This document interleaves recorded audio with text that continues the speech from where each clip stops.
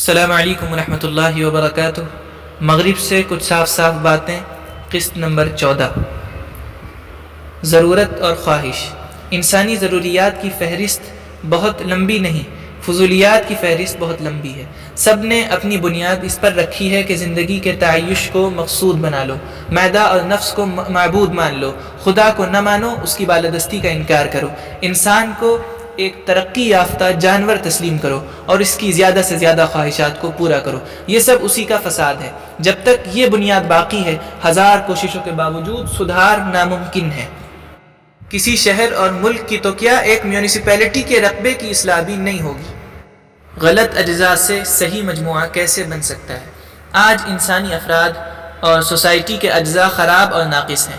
غلط بنیادوں پر ان کا اٹھان ہوا ہے، غلط طریقے پر ان کی تربیت اور نشوونما ہوا ہے۔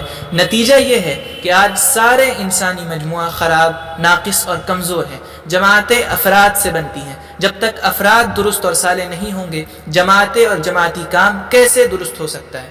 افراد کا سوال چھیڑا جائے تو لوگ چڑ جاتے ہیں اور ناراض ہوتے ہیں اور اس مسئلے کو ٹال دینا چاہتے ہیں، اور وہ اس خیال خام میں مبتلا ہیں کہ اجتماعی حالت میں یہ نقص خود بخود دور ہو جائے گا۔ عجب لطیفہ ہے کہ جب اینٹیں بھٹے سے نکلیں تو کہنے والے نے کہا کہ یہ پیلا ہے، یہ کھنجڑا ہے، یہ اینٹیں اچھی نہیں، یہ عمارت کا بوجھ نہیں اٹھا سکیں گی۔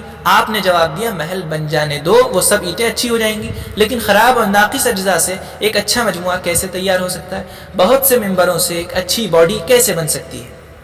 خراب تختوں سے ایک اچھا جہاز کیسے بن سکتا ہے؟ ہم کہتے ہیں یونٹس خراب ہیں، مسالہ خراب ہے، اس سے اچھی باڈی کیسے بنے گی؟ اس سے اچھی میونسپیلٹی اور ڈسٹرکٹ بورڈ کیسے بنے گا؟ آج ساری دنیا میں یہی ہو رہا ہے تو کوئی نہیں دیکھتا، اور نتیجے کو دیکھ کر کوفت ہے۔ کیا یہ ناسمجھی کی بات نہیں؟ پیغمبر تختے بناتے ہیں، یونٹس بناتے ہیں، اینٹیں بناتے ہیں، ان کی تعمیر پائیدار، صالح اور جاندار ہوتی ہے، وہاں دھوکہ نہیں ہوتا۔ آج تعلیم گاہوں میں بھی اس حقیقت کو نظر انداز کیا جا رہا ہے۔ یقین اور اخلاق پیدا کرنے کی کوشش کہیں نہیں کی جا رہی، افراد کی تربیت کا انتظام کہیں نہیں۔ ہر جگہ سے غیر تربیت یافتہ افراد کی کھیپ نکل رہی ہے۔ آج طالب علم ہر کام کر سکتا ہے اس لیے کہ اس کی کوئی تبدیلی نہیں کی گئی۔ میونسپیلٹی میں کون لوگ ہیں؟ ڈسٹرکٹ بورڈ میں کون لوگ ہیں؟ سارے نظام پر اس طرح کے لوگ حاوی ہیں، انہی کے ہاتھ میں زندگی کی باغیں ہیں۔ آج اکثر انسان نہیں، انسان نما ہے۔ خوف خدا کی اہمیت۔ حقیقت ظاہر ہو کر رہتی ہے، چاہے اس پر کتنا ملمہ چڑھا دو۔ گدھے نے شیر کی کھال پہن لی تھی، لیکن جب خطرہ سامنے آیا تو ہیبت سے اپنی بولی بول دی۔ آج سب جگہ یہی ہو رہا ہے، اندر کی چیز باہر آ رہی ہے۔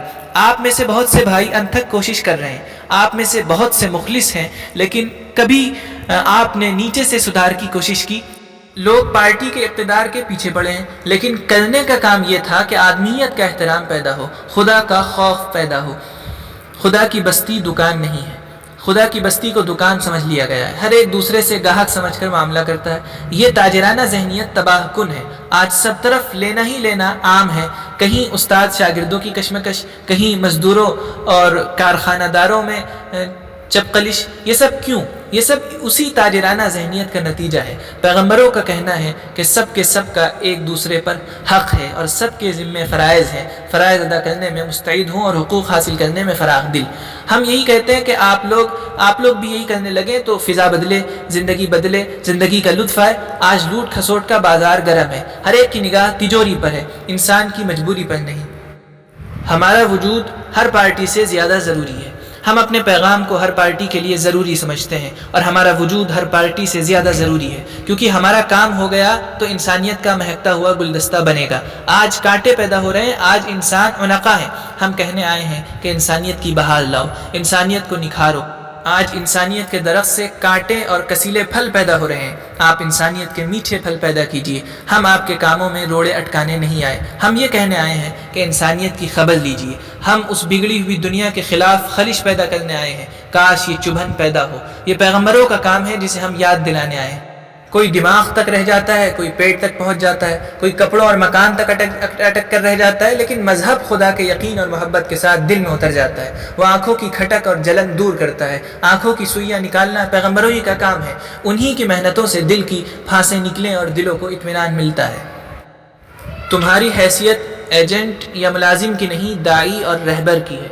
ہم مسلمانوں سے کہتے ہیں کہ تم نے پیغمبروں کے کام اور پیغام کی بڑی ناقدری کی، تم مجرم ہو، تم دراصل سرمایہ کو چھوڑ کر ذلیل سرمایہ داروں کے ایجنٹ بن گئے، تم نے بھی تاجرانہ ذہنیت اپنا لی اور بیوپاری بن گئے۔ تمہاری حیثیت بیوپاری اور ملازم کی نہیں تھی، تم یہاں داعی کی حیثیت سے آئے تھے، تم نے داعیانہ حیثیت اور اپنے آنے کا مقصد کھو دیا، تم دعوت و محبت کے پیام کے ساتھ آئے تھے، جیتے تو عزت سے جیتے اور کامیاب و بامراد جیتے رہتے۔ اب تمہاری فلاح اسی میں ہے کہ اب تم اپنی کھوئی ہوئی حیثیت اختیار کرو، دنیا کی فلاح اس میں ہے کہ وہ پیغمبروں کے پیام کی قدر کرے۔ سیاسی پارٹیاں اور مختلف جماعتیں قیادت کی جنگ اور غلبہ اقتدار کی کشمکش چھوڑ کر زندگی کے اس بگڑے ہوئے نقشے کو بنانے کی کوشش کریں اور اپنے متعلقین اور دوستوں کے بجائے ساری انسانیت کی فکر کریں۔ اس کے سدھار کے بغیر کسی کو چین اور امن حاصل نہیں ہو سکتا۔